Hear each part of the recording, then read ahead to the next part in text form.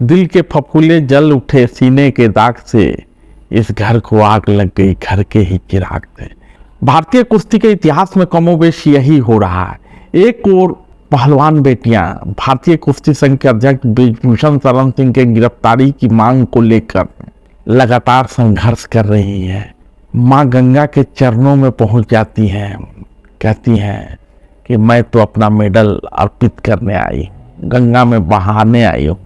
लेकिन तभी अवतरित होते हैं टिकैत बंधु। जी हाँ, नरेश टिकैत, राकेश टिकैत कहते हैं हमको तो पता ही नहीं था कि ऐसा कुछ हो रहा है। सारी दुनिया को पता था।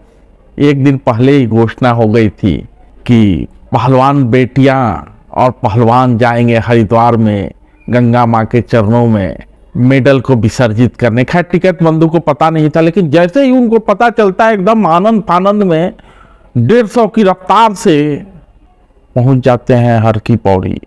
मान मनोबल चलता है, बेटियां मान जाती हैं और टिकैत बंधु के आंचल में अपने संघर्षों का इनाम, देश का गौरव डाल देती।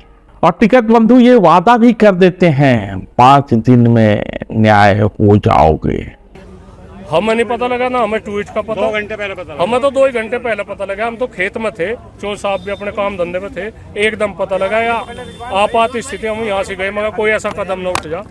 सबकी जिम्मेदारी है, इस देश को बचाने की भी सबकी जिम्मेदारी है। इन्होंने तो इस देश का नाश का ठेका ले लिया। तो अब अगला कदम क्या रहेगा? देखो ये सुलह मशवरा होगी, क्योंकि इन लोगों ने ये भी तो कहा था कि इंडिया गेट पे आमरण अनशन करेंगे ये लोग। भाई एक तो बताओ, हम ही जिम्मेदार, अनशन की भावना होगी तो अनशन कराया जाएगा। सम्मानित, ये तो हम ही जिम्मेदार से है। यहाँ से जो बुजुर्ग है, कोई नहीं। बुजुर्ग क्या कह रहे हैं? बुजुर्गों की राय क्या है इस वक्त? हमने तो यहाँ से उठाए बच्चे आते हैं, वहाँ देखेंगे। हमारी राय यह है, इस देश का गौरव है, इस देश की इज्जत है, मान सम्मान की बात है। अगर मान सम्मान को, ये सभी का बहू बेटी हैं, मान सम्मान को ठेस पहुंचेगी तो ये समाज बर्दाश्त नहीं करे। इसमें कुछ न कुछ निर्णय चौधरी साहब लेंगे। समाज के द्वारा कल आपातकालीन बैठक बुलाई जाएगी सोरम में, उसमें जो भी निर्णय होगा वो संतोषजनक होगा। 5 दिन का समय चौधरी साहब ने लिया, उसे पूरा कराया जाएगा। तो समाज की बैठक होगी, अब खापों की बैठक? हाँ, बैठक होगी। कब होगी, कहाँ पर कल होगी? सोरम में। और बेटियां राजी खुशी लौट आती हैं। रात में भोजन भात होता है, फिर वहां से दिल्ली लौटती हैं और चुप्पी साध लेती, मानो इस देश को किसान चला रहे हों।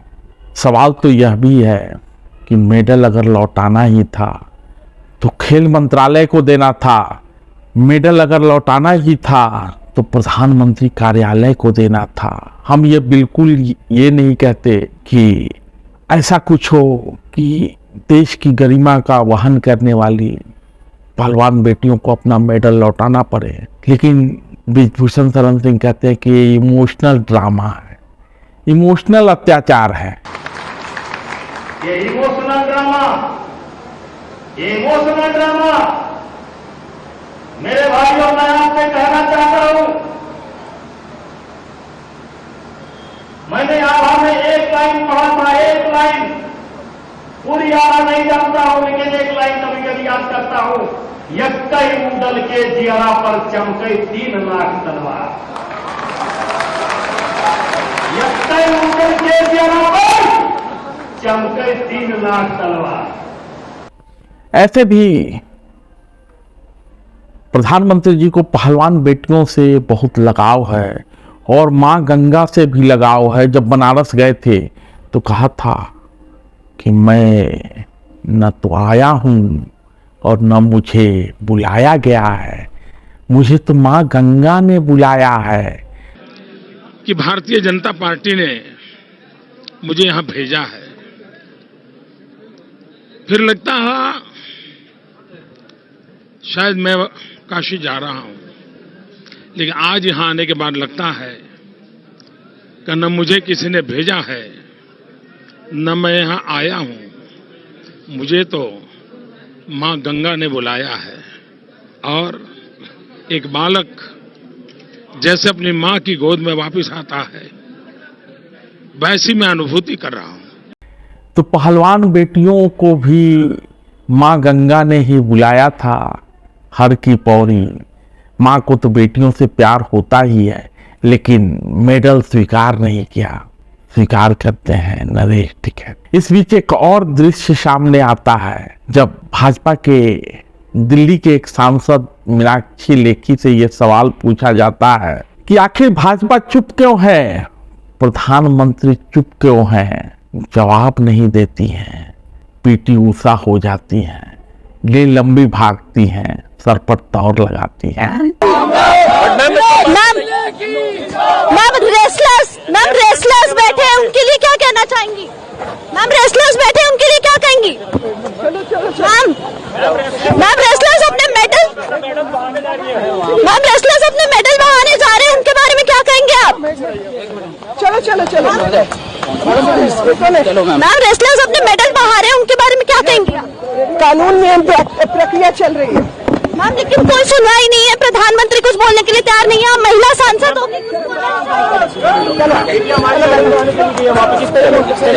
मैम महिला सांसद होकर आप कुछ बोल क्यों नहीं रही हैं इस मुद्दे पर? मानो इस सवाल के जरिए मीनाक्षी लेखी ने मधुमक्खी के छत्ते पर हाथ डाल दिया। अब पहलवान बेटियां भी कोई मधुमक्खी से तो कम थोड़े ना है, लगातार 1 महीने से डंक मारी जा रही हैं, सवाल उठा रही हैं, कह रही हैं ब्रिजभूषण के गिरफ्तारी से कम कुछ भी मंजूर नहीं। इस बीच चूंकि जांच दिल्ली पुलिस को करना है और गिरफ्तारी की मांग अपने जगह पर, लेकिन जांच के बाद ही गिरफ्तारी होगी, तो दिल्ली पुलिस ने भी अपना पक्ष सामने रखा है और कहा है ऐसा कोई सबूत नहीं है जिसकी बिना पर ब्रिजभूषण शरण सिंह को पॉक्सो एक्ट के तहत गिरफ्तार किया जाए। और ब्रिजभूषण ने ऐसा कुछ किया भी नहीं है, ना तो उन्होंने सबूत छिपाने का प्रयास किया है, ना तो उन्होंने साक्ष्य को प्रभावित करने का प्रयास किया है। तो आनंद फानंद में गिरफ्तारी हो जाए ऐसा मामला नहीं लगता। उधर जिस बेटी के विषय में कहा जा रहा था कि नाबालिग बेटी है, ब्रिजभूषण शरण सिंह पे छेड़छाड़ का या यौन उत्पीड़न का आरोप लगाया है, उस बेटी के पिता और चाचा आपस में ही उलझ जाते हैं। पिता कहता है बेटी नाबालिग है, चाचा कहता है भतीजी बालिग है, और भतीजे को नौकरी के नाम पर बहलाया फुसलाया गया और ये घिनौना आरोप लगवाया गया। मेरे पास भी वो आए हैं, मेरे को भी बोला है कि भाई तू प्लीज बोल मत, तू अभी कुछ दिन रुक जा। अभी अरे मैं कहा यार हमारा घर उजड़न हो रहा है और तुम को रुक जा। फिर वो ये भी बोलते हैं कि भैया एक यही मेरे पास को में 3 है, मैं किसका घर उजाड़ दिया, 3 कहाँ है भैया, 3 लेकर आओ। अगर नहीं आप कैसे वो कर रहे हो, मतलब एक लड़की जिंदा है, आप उसकी एक डेट ऑफ बर्थ, एक दिन जन्म दिखा दिया, पंजाब, हरियाणा, ये हरियाणा, ये दिल्ली, ये पंजाब, और ये मतलब 20 साल की लड़की को मार के 16 साल का दिखाने के लिए डेथ सर्टिफिकेट। क्या क्या धंधे चल रहे हैं भाई, क्यों ऐसा कर रहे हो? हमारे घर परिवार नहीं है क्या? हाँ सब कुछ। ये पंजाब के कुछ पहलवान हैं, ठीक है, पंजाब के कुछ पहलवान हैं, उन्होंने मिलके इस साजिश में साथ दिया। ये इशू होया पंजाब से। हाँ बता देंगे, मैं सारी चीजें बता दूंगा। हम न्याय चाहते हैं। क्यों ऐसा कर रहे हैं? नहीं क्यों दिनेश फोगाट ऐसा कर रही है? क्यों किसी बच्चे को, कि मान लो एक आदमी शरीफ है, क्यों उसको गुमराह करके आप उसका मिसयूज कर रहे हो? क्यों पास्को एक्ट का, वुमेन कार्ड का गलत यूज कर रहे हो? हम चाहते हैं न्याय हो, सच्चाई सामने आए, और मेन है सच्चाई पुलिस सोसाइटी में आ जाएगी, सच्चाई सामने निकल के, उसमें मैं और आप कुछ नहीं कर सकते। लेकिन ये देश जो आग में झोंक दिया, लोग मरने मारने में तैयार हो रहे हैं, गिरफ्तारी नहीं हो रही। गिरफ्तारी, मैं सिर्फ ये बताना चाहता हूं भाई, गिरफ्तारी इसीलिए नहीं हो रही, वो कैसे गिरफ्तार कर लेगी कोर्ट? जो लड़की 20 साल की है उसको पास्को एक्ट में कैसे गिरफ्तार कर लेगी, बता दो आप। एक सवाल है मेरा क्या इस चेयर पे आपकी जगह आपके ब्रदर को नहीं होना चाहिए? अगर इतनी गंभीर बात है तो नहीं, उसको फिर ये रोज वाला सुनो, बेटी तो वो पूरे परिवार की होगी, कमाल की बात कर रहे हो। अगर एक मान लो एक घर में एक आदमी शराबी हो जाए, मेरा पूछने का रीजन ये है नहीं वो उसको लोभ लालच होगा किसी चीज का, हमने नहीं है। हाँ हाँ, सूचना ये है कि आप दोनों भाइयों के बीच 36 का आंकड़ा है। बिल्कुल है। आपस में बातचीत तक नहीं होती? नहीं बातचीत होती है, ऐसी कोई बातचीत होती है, कोई बात नहीं है। खैर इधर ब्रिजभूषण शरण सिंह ने फिर से ताल ठोक दिया। ताना कस रहे हैं, कह रहे हैं गई थी गंगा में मेडल डालने और टिकैत को सुपुर्द कराई। मैं अयोध्या से हूं, पीछे नहीं हटूंगा। रघुकुल रीत सदा चली आई, प्राण जाई पर वचन न जाई। ब्रिजभूषण कहते हैं मैं तो फांसी पे भी चढ़ने को तैयार हूं। दोहराते हैं इस बात को फिर एक बार, मन से कविताएं सुनाते हैं, कहते हैं मैं इन खिलाड़ियों से बैर नहीं करता, इनकी कामयाबी में मेरा हाथ है। 10 दिन पहले तक ये मुझे अपनी कामयाबी का भगवान कहते थे। जो टीम 18 नंबर पर थी वो टॉप 5 में शामिल हो गई। ओलंपिक के 7 मेडल में से 5 मेडल मेरे कार्यकाल में आए। और फिर वही बात, आरोप सिद्ध हुआ तो फांसी चढ़ जाऊंगा। हम सब लोग उस परंपरा से आते हैं, उस अयोध्या को अपना आदर्श मानते हैं, उस राम को अपना आदर्श मानते हैं, जिस राम ने अपने पिता के वचन को निभाने के लिए 14 वर्ष का वनवास स्वीकार किया, पलट करके नहीं देखा। हम उस परंपरा से आते हैं, कहते हैं रघुकुल रीत सदा चली आई और प्राण जाए पर वचन न जाए। और मैंने उसी दिन कहा, कब हुआ, कहां हुआ, किसके साथ हुआ। और मैंने एक बात ये भी कहा था, अगर एक भी आरोप मेरे ऊपर साबित हो जाएगा तो ब्रिजभूषण सिंह स्वयं फांसी पर लटक जाएंगे, किसी को कहना नहीं। जो 10 दिन पहले तक मेरा परिचय, जिनको बनाने में, जिनको कामयाब करने में मैंने अपने जेब से करोड़ों करोड़ों रुपया खर्च किया है, आप सब गवाह हैं। नेशनल नगर, नंदनी नगर में जब नेशनल होता था, कैसे इनका स्वागत होता था, कैसे इनका सम्मान होता था, एक एक खिलाड़ी को कैसे। ब्रिजभूषण भगवान पर भरोसा जताते हैं, कहते हैं पहलवान मुझ पर आरोप इसलिए लगा रहे हैं, शायद भगवान मुझसे कोई बड़ा काम कराना चाहता होगा। ये भी कहते हैं इस आरोप से गांव, नौजवान, संत, अधिकारी कोई सुरक्षित नहीं। कहते हैं, अपने ही कहते हैं, बिना आग के धुआं नहीं उठता। कबीरदास को याद करते हैं, कहते हैं कलयुग है, कुछ भी हो सकता है। और ये भी कहते हैं इसीलिए मैं लड़ गया, क्योंकि यौन उत्पीड़न के आरोप लगते रहते हैं, बहुतों को बर्बाद होते देखा गया। मेरा मानना है मेरे भाइयों, ये आरोप मेरे ऊपर बनता नहीं है, मेरे ऊपर शोभा नहीं देता है, लेकिन ये आरोप मेरे ऊपर इसलिए लगा है कि भगवान मुझको माध्यम बना करके कोई बड़ा काम देना चाहते हैं।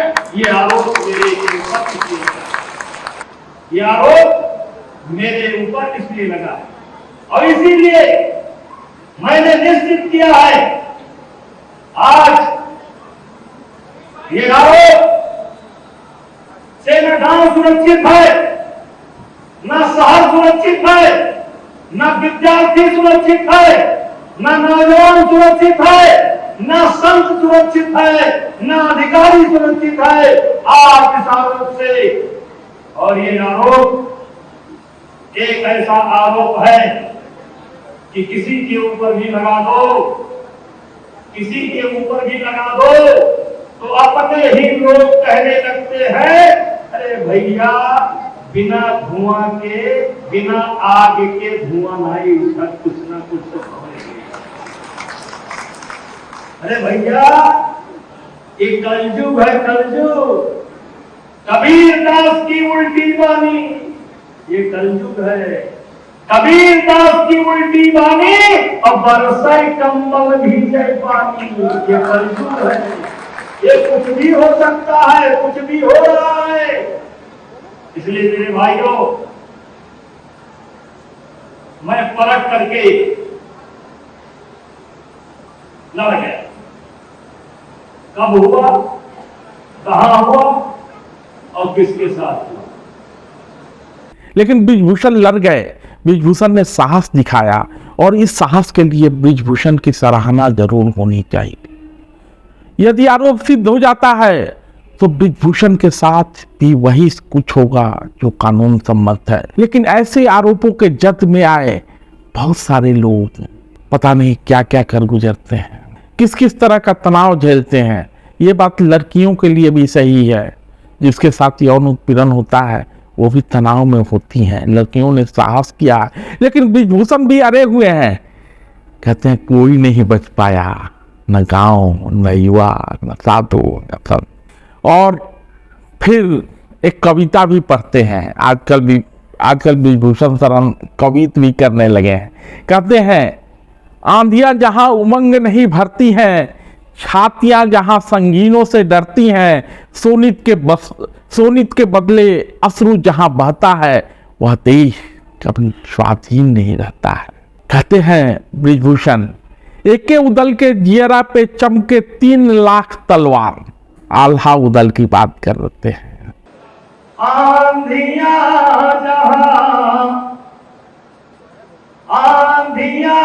जहां उमंग नहीं भरती है, छातियां जहां संगीनों से डरती है, शोणित के बदले, शोणित माने अत्याचार, शोणित के बदले अश्रु जहां बहता है, अन्याय की, शोणित के बदले अश्रु जहां बहता है, वह देश कभी स्वाधीन नहीं रहता है। मैंने आभा में एक लाइन पढ़ा था, एक लाइन पूरी आभा नहीं जानता हूं, लेकिन एक लाइन कभी कभी याद करता हूं। यक्कई उदल के जियरा पर चमके 3 लाख तलवार। यक्कई उदल के जियरा पर चमके 3 लाख तलवार। पीछे हटने को तैयार नहीं है। माने एक उदल का इशारा होता है और 3 लाख तलवारें चमकने लगती हैं। भारतीय कुश्ती की अभी और भद्द पिटनी लिखी है। अंततः जो सामने आएगा उसका नुकसान कुश्ती को ही होना है। इस बीच यूनाइटेड वर्ल्ड रेसलिंग ने पहलवानों के विरोध पर कड़ा बयान जारी किया है। कहा है 45 दिनों के अंदर अगर WFI का चुनाव नहीं होता है तो भारत को सस्पेंड कर दिया जाएगा और जनवरी में होने वाले मैच दूसरे देश में ले जाने की भी बात हो रही। धन्यवाद।